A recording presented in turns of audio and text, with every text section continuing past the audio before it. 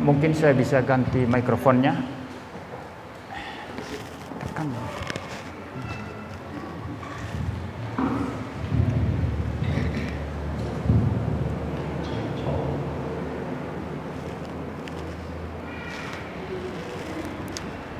Ya, baik. Saudara-saudara, pagi hari ini kita akan mendengarkan firman Tuhan sebagaimana tema yang diberikan kepada saya, yaitu gereja bagai bahtera. Tadinya saya berpikir mungkin arah yang dimaksud oleh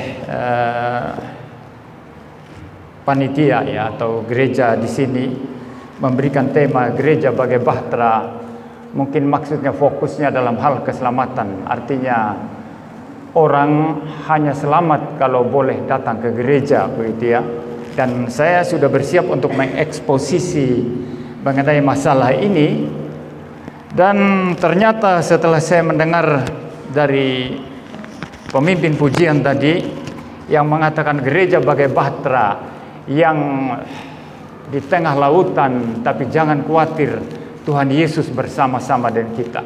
Jadi arahnya jadi berbeda ya dari yang saya persiapkan. Tapi tidak apa-apa saudara, saya pikir saya perlu menjelaskan kedua-duanya ya. Nah, kalau saudara berbicara tentang bahtera, apa yang ada di pikiran saudara? Kalau kita pergi ke perjanjian lama, maka kita pasti mengingat bahtera Nuh. Anak-anak sekolah minggu pasti ingat itu. Guru-guru sekolah minggu pasti sering cerita tentang bahtera Nuh, di mana Tuhan menyelamatkan hanya satu keluarga saja, yaitu keluarga Nuh beserta tiga anak-anaknya dan istri-istri mereka dan istri Nuh sendiri. Ya, tidak ada yang lain ya. Dan bahtera ini menjadi simbol bagaimana Tuhan menyelamatkan orang-orang pilihannya ya. Nah, saudara, sebelumnya saya akan membaca dari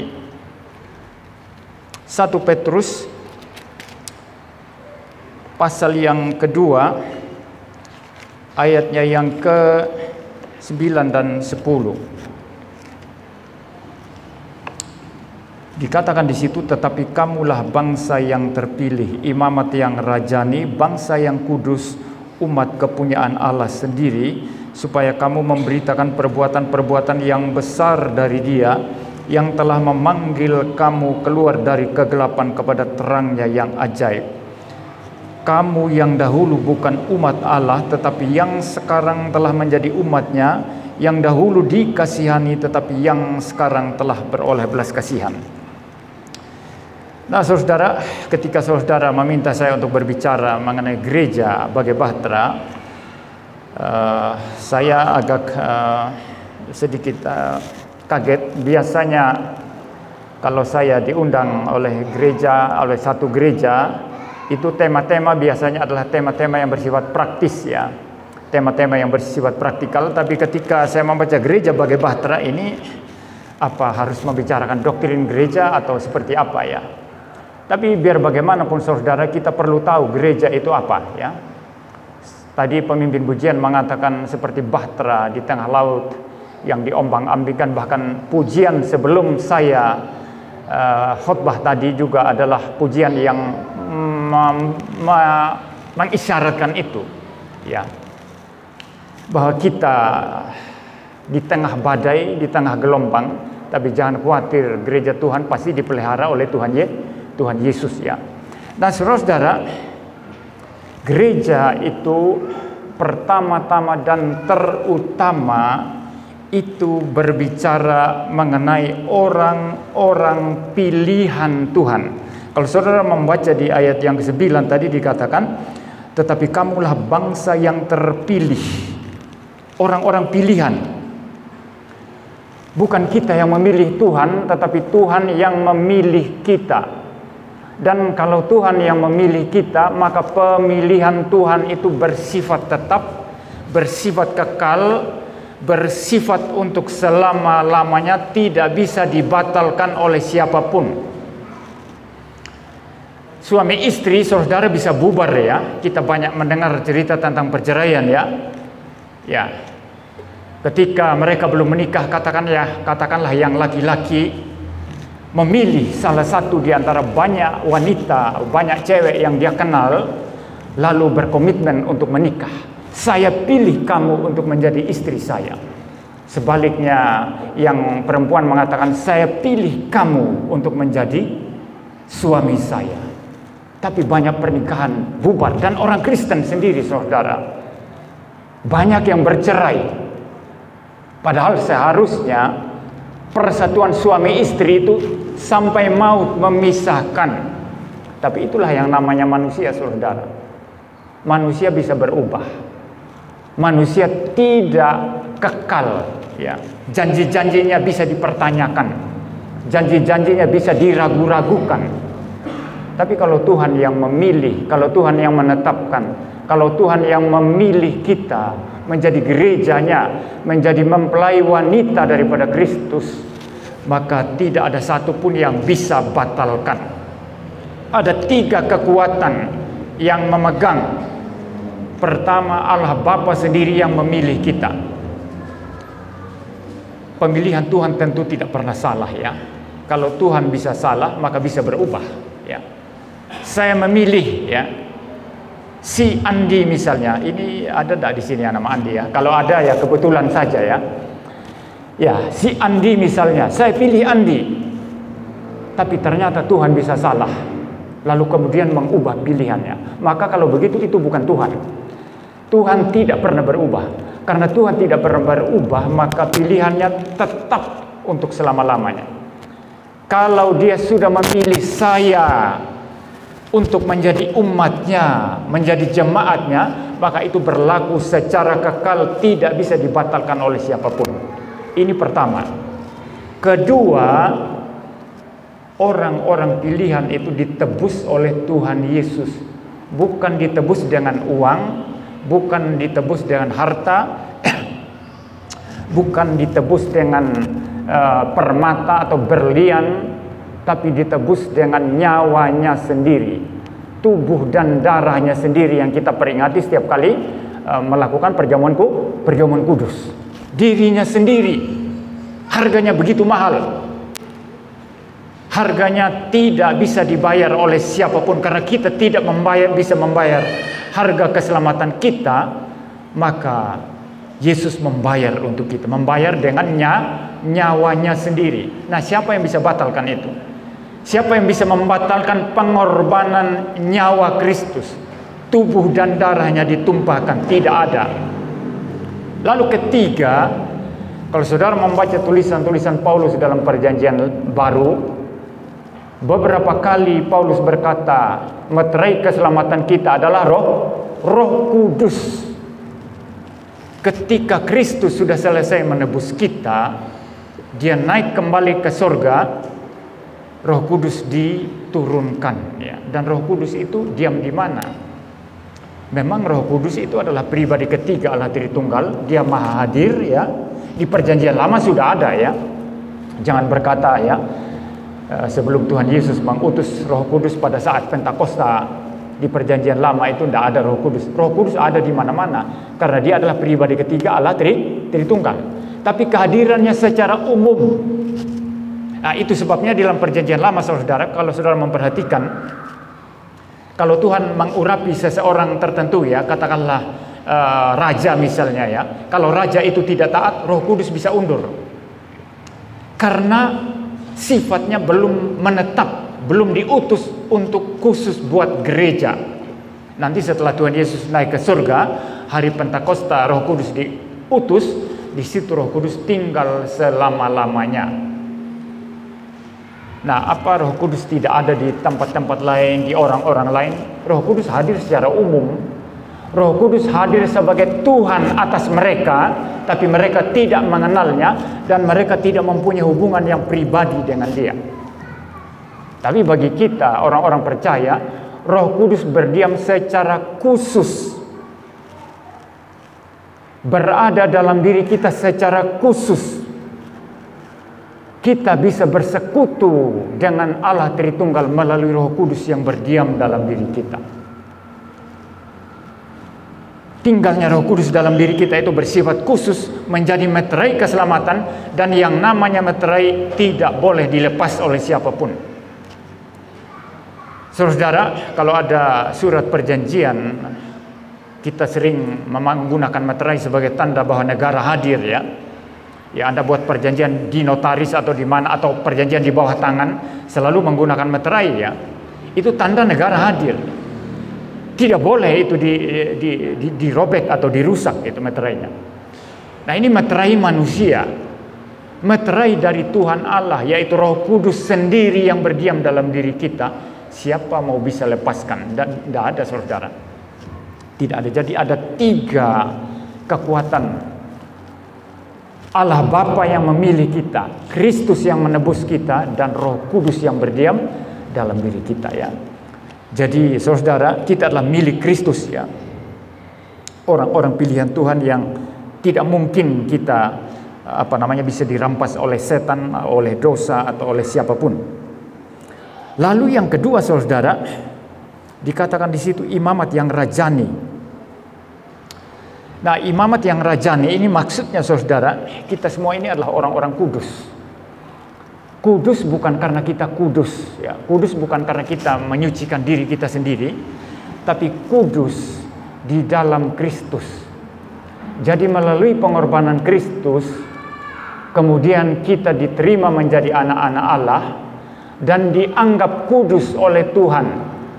Status kita dari orang berdosa yang harus dimurkai oleh Tuhan sekarang menjadi orang-orang kudus kepunyaan Allah. Ini maksudnya imamat yang rajani. Saudara, kalau belajar perjanjian lama, imam itu, saudara, itu simbol apa itu? Kekudusan, saudara. Dan melalui imam nanti orang-orang Israel itu mempersembahkan korban, ya. Mempersembahkan korban, ya, untuk penebus dosa-dosa mereka. Jadi kita adalah sekumpulan orang-orang yang dikuduskan oleh Kristus, dikuduskan untuk menjadi anak-anak Allah, ya. Kalau saudara membaca selanjutnya, itu disebut bangsa yang kudus. Ini menjadi semacam penguatan, ya, daripada istilah imamat yang rajani tadi. Dikatakan di situ bangsa yang kudus, umat kepunyaan Allah sendiri. Ya. Jadi gereja itu apa, saudara? Gereja adalah orang-orang pilihan Tuhan yang dikuduskan oleh Tuhan menjadi milik kepunyaan Tuhan. Itu gereja. Oleh karena itu gereja tidak pernah dibuang oleh Tuhan. Gereja tidak pernah dilepaskan oleh Tuhan. Gereja selalu berada dalam genggaman tangan Tuhan. Tapi gereja yang seperti apa, saudara? Kalau kita berbicara gereja, kita tidak berbicara gereja yang kelihatan. Gereja yang kelihatan ada Gepe Kris, ya, Gepe Kris Prigen, ya. Ada gereja apa lagi? GKI, ya. Ada gereja Eleos, begitu, ya. Itu gereja yang kelihatan. Nah, di dalam setiap gereja yang kelihatan, ini mungkin bisa mengagetkan saudara, ya. Tapi tidak apa-apa, ya. Di dalam setiap gereja yang kelihatan, tidak harus semuanya itu adalah anak-anak Allah yang sejati atau orang-orang pilihan yang sejati.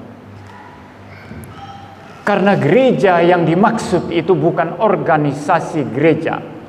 Itu sebabnya, saudara, karena tidak semua anggota gereja adalah orang-orang percaya sejati, adalah gereja sejati, maka ada yang bisa keluar dari gereja. Setelah dia keluar dari gereja, pindah ke agama lain, lalu mulai menjelek-jelekkan gereja. Lalu mulai bilang, Alkitabmu palsu. Yesus itu bukan Tuhan. Yesus itu hanya nabi saja. Loh, dulu mereka gereja. Mereka pernah dibaptis. Bahkan ada yang ngaku-ngaku majelis gereja, ngaku-ngaku pernah jadi pendeta atau apa. Kok bisa seperti itu? Karena gereja yang kelihatan, organisasi gereja yang kelihatan seperti ini tidak harus semua isinya adalah orang-orang percaya sejati. Maka Tuhan Yesus ketika mengatakan ada kambing, ada domba, ada ilalang, ada gandum bercampur di dalamnya, nanti Tuhan sendiri, Roh Kudus sendirinya akan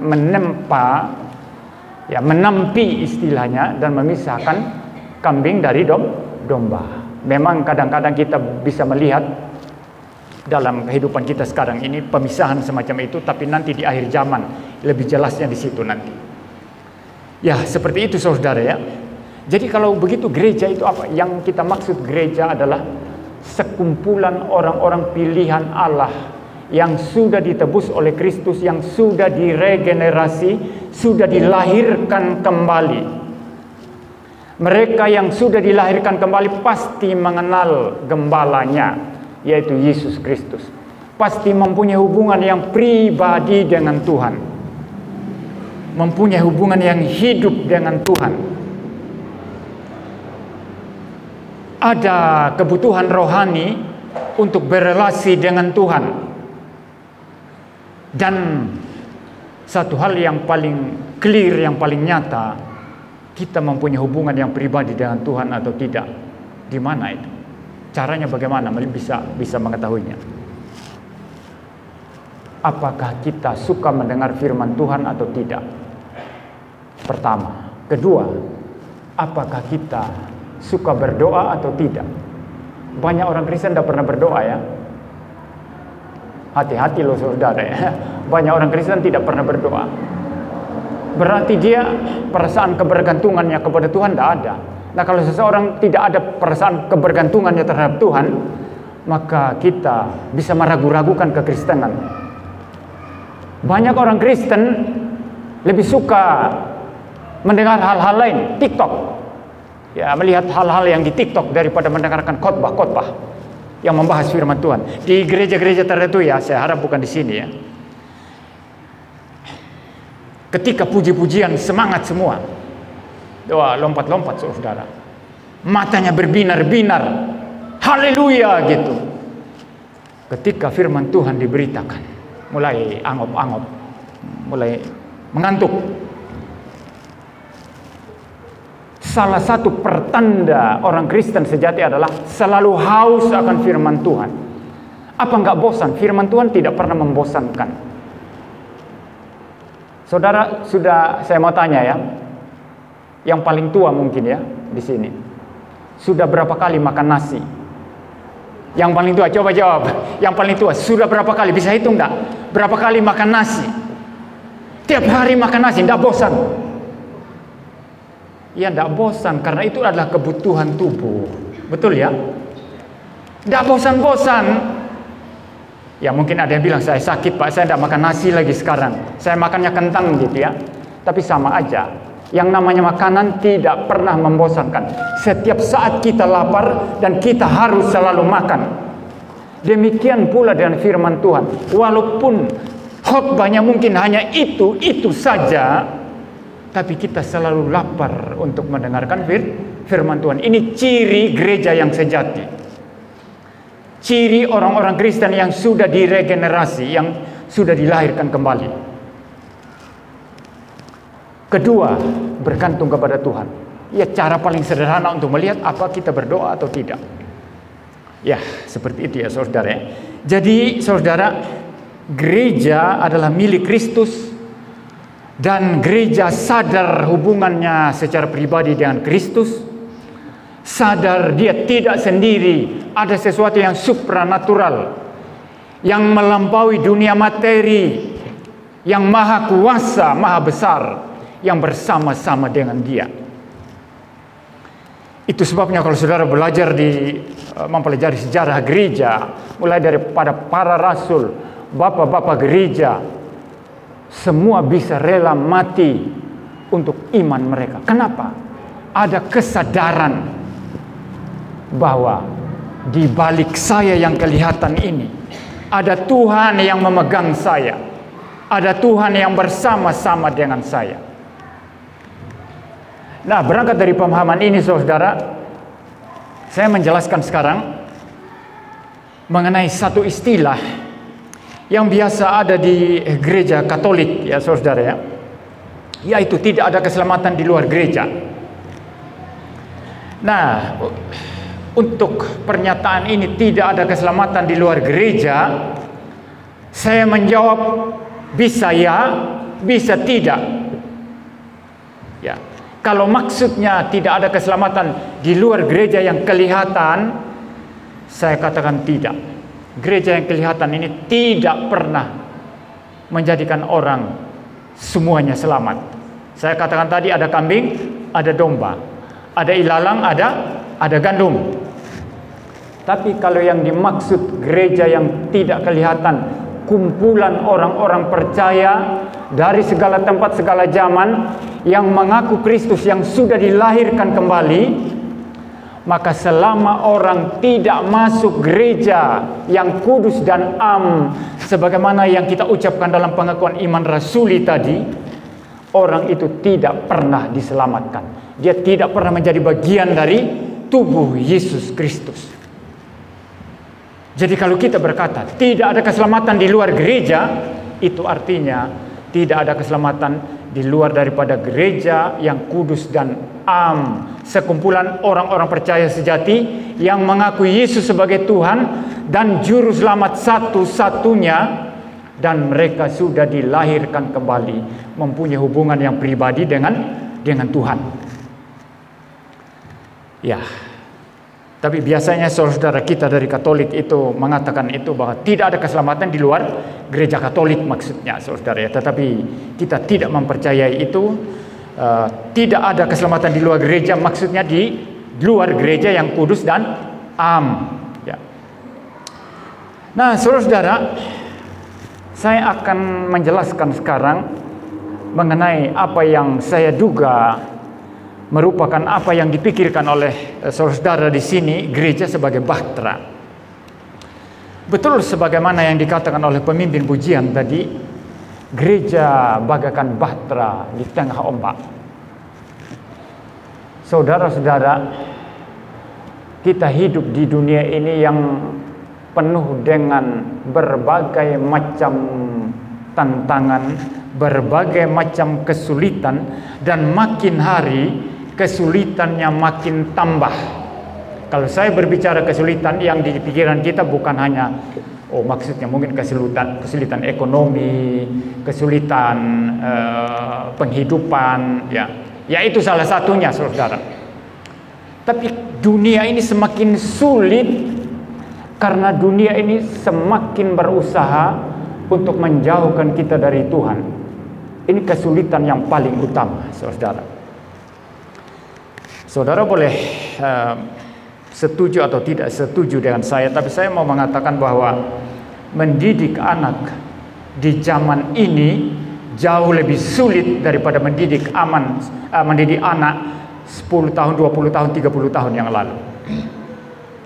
Mereka bisa lihat semua di internet sekarang.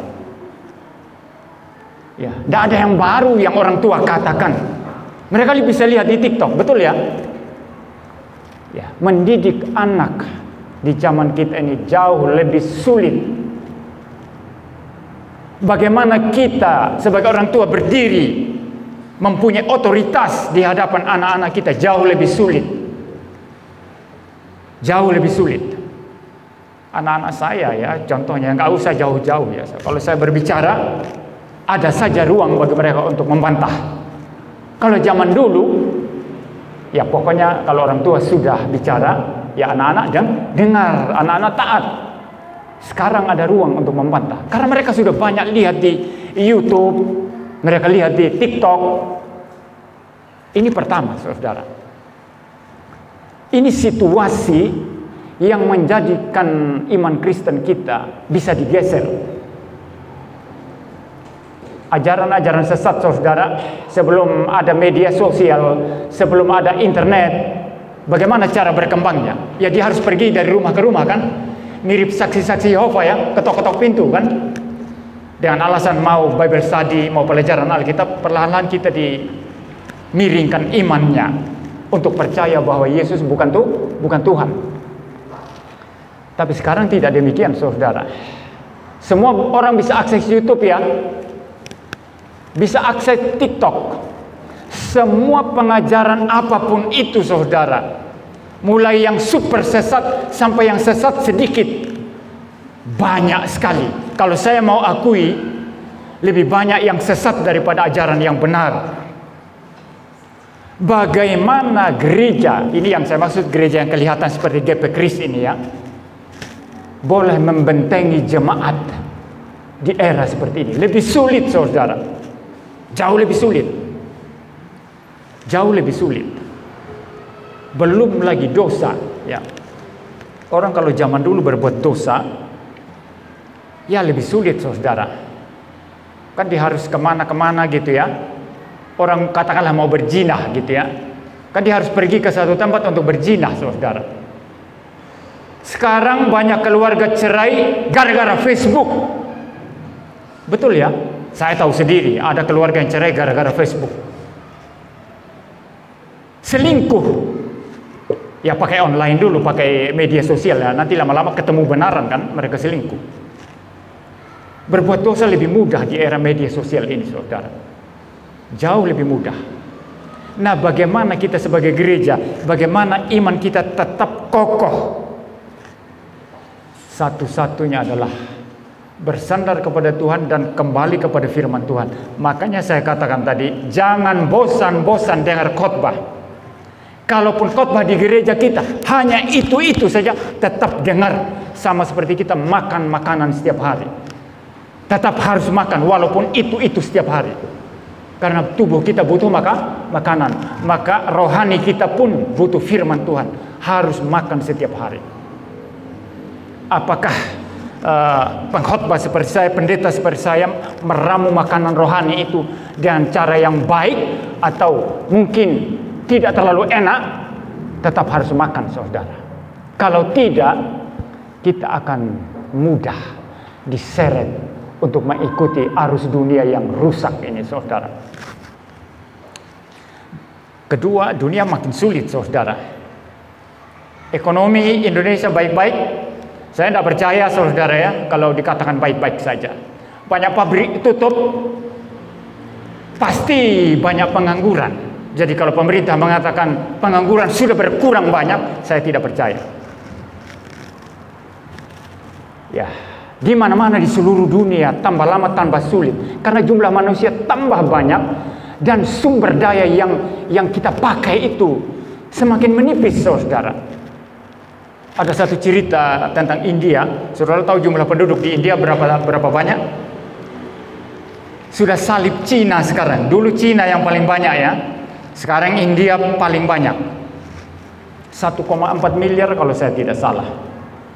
Luar biasa ya. Dan mencari pekerjaan di sana sangat-sangat sulit. Maka saya pernah mendengar satu cerita tentang orang-orang yang melamar pekerjaan. Hampir setiap hari di perusahaan manapun banjir orang yang lamar pekerjaan. Sampai di antara pelamar-pelamar itu saudara saling sikut satu dengan yang lainnya. Kalau tidak dapat pekerjaan.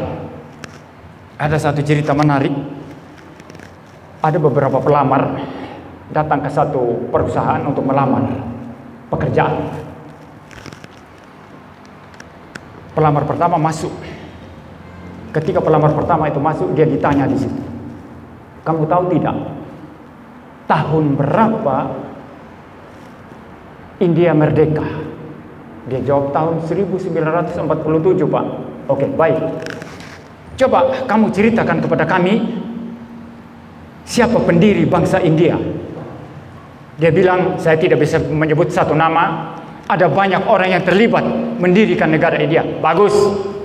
Kemudian pertanyaan ketiga, ditanya, India itu banyak korupsinya. Kira-kira ide kamu apa mengenai korupsi di India ini? Kamu punya pikiran, opini kamu apa? Dia bilang, pemerintah sudah membentuk tim khusus untuk menangani ini, jadi saya tidak punya ide lain selain menyerahkan kepada pemerintah. Bagus, dia keluar. Lalu teman-teman yang lain yang antri itu mulai tanya kepada dia, ditanya apa tadi? Tanya apa tadi? Saudara, saya tidak akan bicara kepada Anda mengenai apa yang ditanyakan di dalam tadi. Tapi dia dipaksa-paksa oleh satu orang. Akhirnya dia bilang, baik, Saya hanya beritahu jawabannya, tapi pertanyaannya jangan ya. Oh oke, enggak apa-apa, beritahu jawabannya. Biar saya menjawab juga nanti sama dengan apa yang Anda jawab tadi gitu. Lalu bilang, kalau pertanyaan pertama nanti kamu jawab tahun 1947. Pertanyaan kedua kamu jawab banyak orang yang terlibat dalam mendirikan negara India. Yang ketiga kamu jawab sudah ada tim khusus yang dibentuk untuk itu. Oh oke, dia hafal itu, dia masuk. Waktu dia berhadapan dengan orang yang wawancara dia tidak memperhatikan apa yang ditanya. Dia hanya menghafal jawaban yang sudah dia terima dari pelamar terdahulu tadi. Waktu dia masuk, pertanyaan pertamanya adalah apa? Kamu lahir tahun berapa? Dia kan masih muda. Dia bilang tahun 1947. Wawancara itu kaget. 47? Masih muda 47 gitu ya. Lalu ditanya pertanyaan kedua. Menurut kamu yang mendirikan bangsa, bukan. Bapakmu siapa? Dia bilang, saya pikir ada banyak orang yang terlibat. Jadi saya tidak bisa menyebut satu orang saja, ada banyak orang yang terlibat. Lalu pewawancara itu bilang, gila anak ini ya. Lalu dia bilang, kamu gila ya gitu ya. Dia bilang, sudah ada tim khusus yang dibentuk untuk itu. Jadi saudara, saling sikut itu ada di mana-mana. Itu jawaban-jawaban tadi itu mencelakakan, itu bukan membantu itu. Ya, kalau kita jujur saudara, kita hidup, banyak orang hidup, semoga orang Kristen tidak hidup, bahkan lebih jahat dari binatang. Yang penting saya hidup, yang penting saya makan, yang penting saya eksis, orang lain tenggelam tidak apa-apa.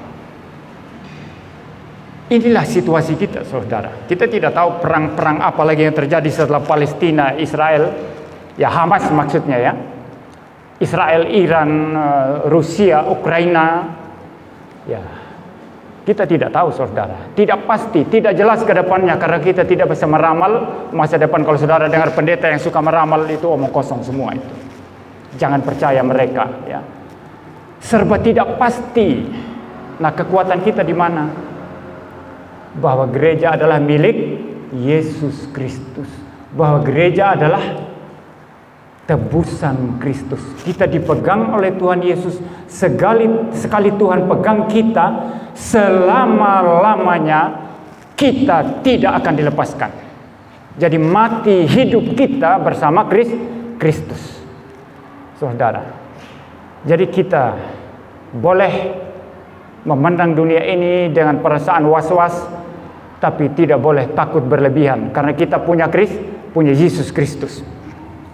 Lalu yang terakhir sekarang saudara, kalau saudara membaca selanjutnya, di ayat yang ke-10 dikatakan, kamu yang dahulu bukan umat Allah, tetapi yang sekarang telah menjadi umatnya, yang dahulu tidak dikasihani, tetapi yang sekarang telah beroleh belas kasihan. Mungkin saya membaca dari ayat yang ke-9 ya. Tetapi kamulah, bagian terakhir ya, tapi saya baca semua saja ayat yang ke-9. Tetapi kamulah bangsa yang terpilih, imamat yang rajani, bangsa yang kudus, umat kepunyaan Allah sendiri, supaya kamu memberitakan perbuatan-perbuatan yang besar dari Dia yang telah memanggil kamu keluar dari kegelapan kepada terangnya yang ajaib. Jadi memberitakan perbuatan-perbuatan Tuhan, memberitakan karya Tuhan, dan karya terbesar Tuhan adalah apa? Penebusan. Ya, Tuhan menciptakan semua orang, bukan hanya orang Kristen. Tuhan menciptakan alam semesta, Tuhan menciptakan segala sesuatu. Tapi khusus bagi kita orang Kristen, kita ditebus. Ini karya terbesar Tuhan yang harus kita beritakan ke seluruh dunia. Jadi gereja dipanggil untuk memberitakan Injil, sekaligus mengajarkan firman Tuhan, mengajarkan Injil itu kepada orang-orang, supaya di mana orang yang mendengar Injil dan Roh Kudus bekerja, mereka boleh percaya dan menjadi satu tubuh dengan kita. Dan Kristus sebagai kepala. Jadi saudara, setelah ada perintah untuk memberitakan Injil, memberitakan perbuatan-perbuatan Tuhan yang ajaib, Tuhan ingatkan lagi. Ayat 10, kamu yang dahulu bukan umat Allah, tetapi yang sekarang telah menjadi umatnya, yang dahulu tidak dikasihani, tetapi yang sekarang telah beroleh belas kasihan. Artinya apa? Kalau dulu kita jahat, dulu kita orang kemurkaan Tuhan, tapi sekarang sudah diselamatkan oleh anugerah Tuhan, maka tugas kita lah juga sekarang pergi memberitakan kasih karunia Tuhan ini kepada orang-orang lain.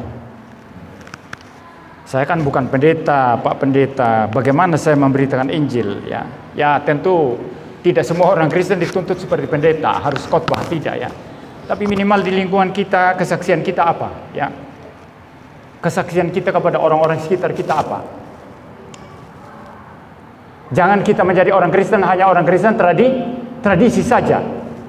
Ya, tapi orang Kristen yang bergerak, yang dinamis, yang memberitakan Injil, yang menjadi saksi Kristus, di mana orang yang berdekatan dan kita tahu bahwa kita orang Kristen, kita percaya Yesus. Siapa tahu dengan kehidupan kita mereka tertarik mendengar Kristus. Paling tidak itu yang bisa dilakukan jemaat. Mungkin jemaat tidak dituntut untuk pergi KKR keliling begitu ya. Ya, tapi paling tidak dari kehidupan kita orang tahu kita milik Kristus. Jangan menjadi Kristen tradisional yang tidak paham apa-apa tentang iman kita seperti apa dan hanya ikut gereja sebagaimana biasanya orang bergereja. Ya, ada satu ilustrasi menarik saudara mengenai tradisi ini. Katanya di satu sekolah Katolik itu ada romo yang tiap malam memimpin persekutuan ya. Dan setiap kali romo ini pimpin persekutuan selalu ada kucing yang mengganggu mereka. Ya, ada kucing yang mengganggu mereka dan romo ini mengatakan ikat kucing itu. Itu kucing selalu mengganggu, ikat. Jadi setiap kali mereka ada persekutuan malam, kucing selalu diikat yang mengganggu tadi. Lama setelah itu, kucing yang mengganggu sudah tidak ada, sudah mati. Tapi karena ikat kucing pada saat doa malam sudah jadi kebiasaan, maka mereka mencari-cari kucing di jalan untuk diikat. Jadi mereka melakukan tradisi ikat kucing tanpa mengerti maknanya mengapa ikat kucing. Banyak orang Kristen hidup seperti itu saudara. Mengapa Natal? Mengapa merayakan Natal? Mengapa pasang pohon Natal? Mengapa kita menyanyi pakai musik? Kita tidak dipanggil oleh Tuhan untuk menjadi Kristen tradisional seperti itu, ikut ajaran turun-temurun yang kita sendiri tidak paham. Ada banyak tradisi yang bagus, tapi alangkah lebih bagusnya kita harus memahami tradisi itu. Yang paling penting adalah tugas kita menjadi orang Kristen, tugas kita menjadi garam dan terang, sehingga di tempat di mana kita berada, orang tahu kita milik Kristus dan orang tahu bahwa kita adalah orang-orang yang sudah diselamatkan dan mereka juga inginkan keselamatan semacam itu. Biarlah kita pulang dari tempat ini setelah mendengarkan firman Tuhan ini, kita menjadi orang Kristen yang selalu bersaksi ya. Jangan jadi orang Kristen yang selalu joget TikTok ya. Saya tidak tahu ya, kalau ada yang joget TikTok di sini mungkin kebetulan ya. Ya joget-joget TikTok saja ya, hal-hal yang sebetulnya bagi saya tidak ada guna ya. Ini sama saja kita mengikuti cara hidup dunia ini saudara. Di Jawa Timur ini ada ramai sekarang itu yang namanya sound horeg ya. Sound horeg sampai gendang telinga orang itu sampai pecah ya. Gentang-gentang rumah sampai jatuh ya. Itu selera musiknya gimana itu? Nah, kalau ada orang Kristen pun jadi promotor sound horeg semacam itu, saya yakin sekali kita sulit bersaksi kepada dunia ini saudara. Biarlah kita menjadi orang Kristen yang bersaksi, yang berbeda dari dunia ini.